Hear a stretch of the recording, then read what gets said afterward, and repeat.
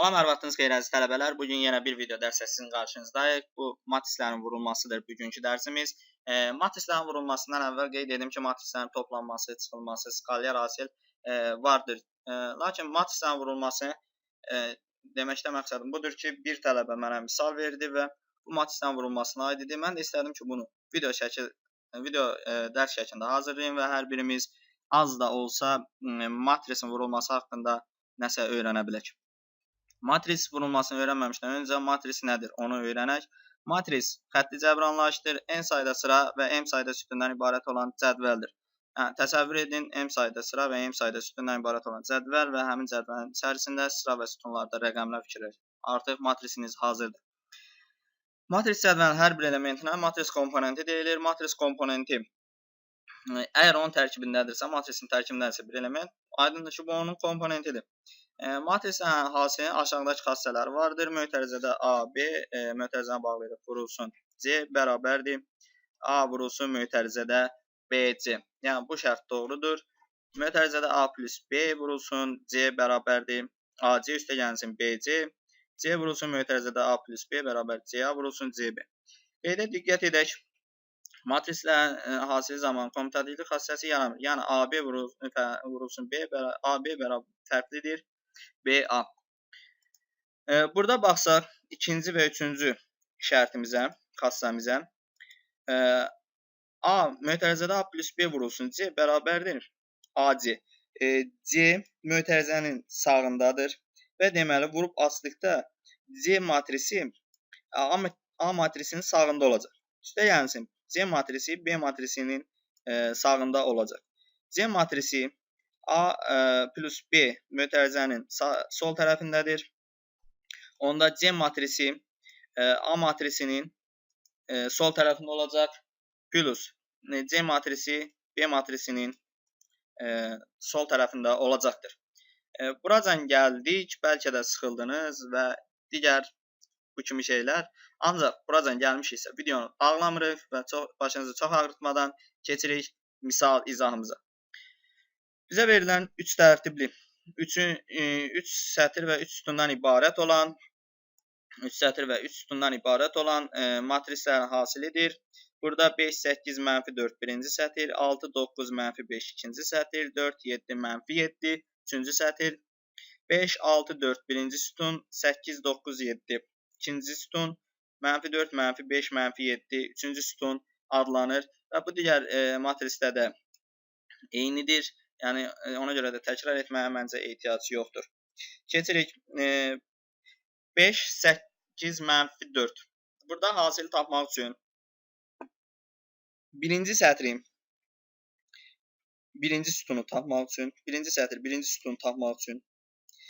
birinci sətrin elementlərin 90 dərəcə fırladırıq. Baxın, 5, 8, -4. Və ikinci matrisin birinci sütunu ilə vururuq. Uyğun olan hissələrini. Baxın, 5, 3 ilə uyğun gəlir, 8, 4 ilə uyğun gəlir, -4, 9 ilə uyğun gəlir. Və bunların hasilini vurub, toplayırıq, yazırıq. Birinci sətir, birinci sütuna.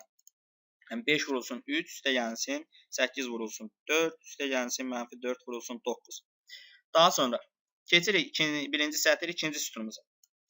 Bunun üçün birinci sətir, birinci matrisin birinci sətri vurulsun, ikinci matrisin ikinci sütunu 5 vurulsun 2, üstəgəlsin, 8 vurulsun, -1, üstəgəlsin, -4 vurulsun 6. Daha sonra keçirik birinci sətir, üçüncü sütun. Bunun üçün, bunu tapmaq üçün birinci matrisin birinci sütunu vurulsun, ikinci matrisin, üzr istəyirəm, birinci matrisin birinci sətri vurulsun, ikinci matrisin üçüncü sütununa. 5 vurulsun 5, üstəgəlsin, 8 vurulsun 3, üstəgəlsin, -4 vurulsun 5. Yəni, gördüyünüz kimi 90 dərəcə fırladırıq birinci sətrin elementlərin, vururuq sütuna, ikinci matrisin sütunlarına və uyğun, qarşı-qarşı olan ədədləri vururuq bir-birinə.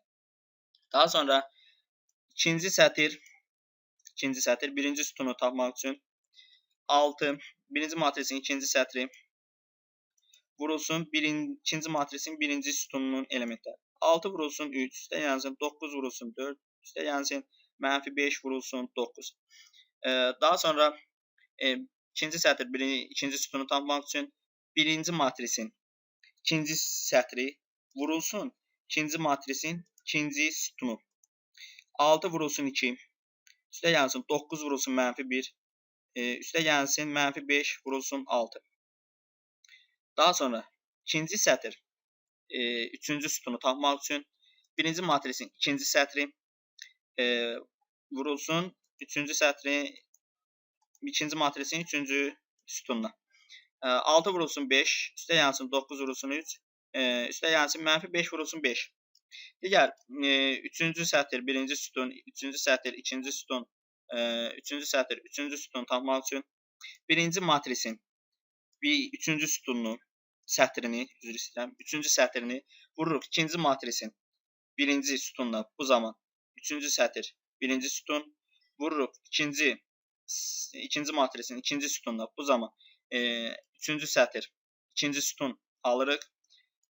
Birinci matrisin üçüncü sətrini vururuq ikinci matris üçüncü sütuna. Bu zaman isə üçüncü sətr üçüncü sütunu alırıq. Və buradan sonra riyazi hesablamalardır. Hesablayıb gəlib sonda bu matrisi alırıq. Düzgün cavabımız 3 tərtibli, 3 sətr və sütundan ibarət olan bu matrisdir.